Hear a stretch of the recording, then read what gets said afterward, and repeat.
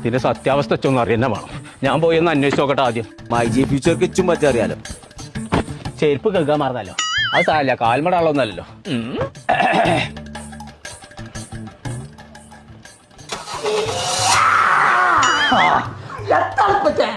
ഒന്നുമില്ല, ഞാൻ മൈജി ഫ്യൂച്ചർക്ക് പോണ തുറക്കത്ത് കണ്ടതാ.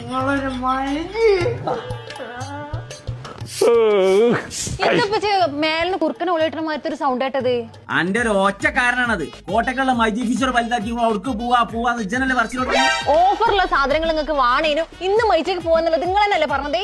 എന്റെ പേര് കൊമ്പങ്കാട് കോയെന്നാ. ഞാനൊരു വാക്ക് പറഞ്ഞേ അത് നടക്കും. ഇന്ന് പോകും പറഞ്ഞാൽ പോകും. അതിന് മറ്റോണ് നീച്ചട്ടെ. ഓന് ഞാൻ പോയി ഉണക്കി തരാ. ഓൻ ഇവിടുന്ന് നീച്ച് പോയിക്കണല്ലോ. നീ ഒരു വിരിപ്പത് മടക്കിട്ട് അതും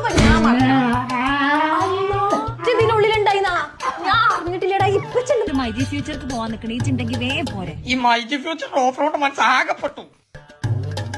കെ പി രാജാന്റെ ഗൂഡ്സ് ആയിട്ട് കോട്ടക്കുള്ള മൈജി ഫ്യൂച്ചർക്ക് വാ, ഒരു ലോഡ് സാധനം കൊണ്ടുവരാണ്ട്. എന്റെ കജ്ജുകാരൊക്കെ എന്തൊരു വേദന.